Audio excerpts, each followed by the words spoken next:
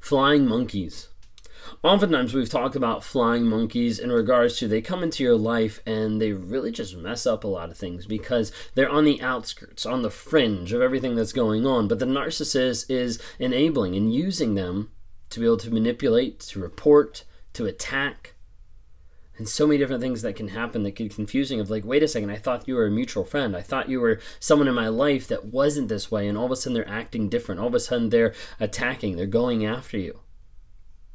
And you wonder, like, is this coming from you or is this coming from someone else? And you start to realize over a period of time that these flying monkeys, these people that are coming into your life are not actually attacking you because of themselves. They're attacking you because they've been put a certain way. They've been convinced. They've been manipulated by the narcissist to bring them under their spell, bring them under their concept of what's actually going on. So as a result, these flying monkeys attack you.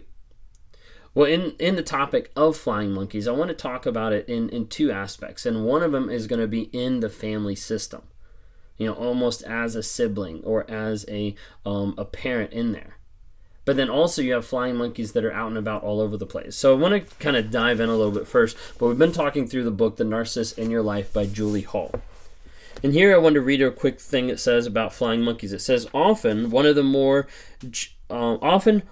more children/adult children or other relatives in the narcissistic family, flying monkeys are enablers who also perpetrate the narcissist abuse on targeted victims. Like the flying monkeys in The Wizard of Oz, they accept the narcissist's alternative reality, assist in the narcissist's cruelties and smear campaigns, and carry out abuse by proxy. It really is one of the best definitions right there of what they do. They accept the alternative reality, they assist in the narcissist cruelty and smear campaigns, and they carry out abuse by proxy. I think that's a best way to be able to put it. Is a flying monkey is just abuse by proxy. Like it's a way for the narcissist to be able to abuse another person through another person, so the narcissist doesn't have to get their hands dirty, but they can sit back and they can watch and they be like, ha, that person is affecting you. That person is hurting you. Not me. It's also another way for them to be able to disconnect. Not me. It's not my fault. It's them. And they find a way to be able to attack.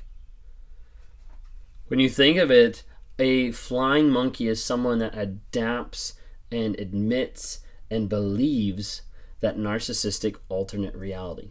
The reality that the narcissist is fabricating that says they are a good person, that says it's not my fault, that says I'm the victim, it's this person's problem, that twists everything, that smears it, that lies, that manipulates, that gaslights the whole situation. That flying monkey is someone that comes into their lives that the narcissist brings in and manipulates and molds and says, hey, go out and cause that abuse by proxy. And you see this happen so often in the family system, in the work environment, and in relationships where someone leaves the relationship or leaves the family and there's still a flying monkey. There's an aunt and uncle that's still coming into the picture. There's a mother-in-law or a father-in-law that are coming into the picture. There's a coworker. There's someone that's a mutual friend of the relationship that's coming into the picture and ends up attacking the other person. Oftentimes in relationships, you'll see this even being the new supply, where the narcissist will get the new supply so riled up about something that the old supply did that they'll reach out and they'll start attacking the old supply when they know nothing about the situation except for the perception that the narcissist has given them. Because again, a flying monkey has to accept the narcissist's alternate reality. This is why if you have flying monkeys in your life, so people that are reporting on you, people that are attacking you, people that are coming out of the woodwork against you, none of these people are ever going to be friends of yours because they are swallowing the lie from the narcissist. They're being gaslit about the own reality, the own thing that they're seeing on a day-to-day basis. The narcissist is saying, that's not true, I'm true, focus on what I'm saying, go attack this person. It's not that blatant a lot of times, but that's what I'm trying to get across. It says here there's a fine line between enabling and acting as a flying monkey. Because once they're invested in believing the lies that justify the narcissist's abuse of others, particularly scapegoated children, for scapegoats, the betrayal of enabling codependent parent may be harder to accept and forgive than that of a narcissist because they view the enabler as the safe parent who should know better. Flying monkeys may be narcissistic themselves. Oftentimes they are. whether it's full out narcissism or whether it's like traits. A lot of times they are narcissistic because there has to be that moral compass that's okay with doing that to another person when it never even happened to them, when the abuse came from someone else, or when the original story came from someone else. But they're like, hey, let me jump on that train and abuse that person as well. It says narcissists typically also have people outside the family, such as friends, employees, neighbors, and other community members who act as flying monkeys. Usually unaware, naive, psychopathic, and other narcissists themselves, they become involved in the narcissist dramas and unknowingly or knowingly assist in harming selected victims. For recipients of such treatment, particularly children, the experience can be devastating. Flying monkeys happen all the time. A lot of times people don't talk about it in the family system. They don't talk about it in the family system where there's other siblings in the family that get geared up as a flying monkey. That get geared up of, hey, like, we're going to pick on this person. Either this is the dynamic that's been set in the family system of shaming and devaluing everyone, or shaming and devaluing just the scapegoat. And just as we talked like earlier today, the scapegoat is real and prevalent in a lot of relationships, but the scapegoat doesn't always get blamed by just the narcissistic parent. Maybe sometimes the enabling parent joins on as well. Maybe the siblings, the golden child, the hero caretaker, anybody else, maybe they join in as well of blaming this other person. They become flying monkeys. They become people that are going to carry on the narcissistic reality and that are going to abuse by proxy. They're going to abuse that person. How does this look in your life? What have you been seeing on a day-to-day basis? Do you have friends that are turning against you, siblings that are turning against you, or that have always been against you, that are actually flying monkeys, that are people that are there, that are abusing you, that are coming after you, that are attacking you, not because of anything that you did, but because of a perception of a reality that they're believing from a narcissist? And how do you be able to stop it? The thing is, with narcissists and with flying monkeys who often are narcissistic, we don't tell people to buck up against it. We don't tell people to fight it. We don't tell people to try to justify what they're doing or anything like that. What we tell people is to leave, to go no contact, and to ghost. And for some people, this is one of the hardest decisions you'll ever make, to be able to go no contact with family members, to be able to go no contact with coworkers, to be able to go no contact with the person that you've loved for a period of time. It can be very confusing, debilitating, and discouraging. But at the end of the day, you cannot stay with someone that is abusing you, and you cannot stay with someone who's also abusing by proxy and using another person to abuse you. If another person is abusing you, whether they're the narcissist, whether they're the original person or not, you still can't keep them in your life and expect to heal.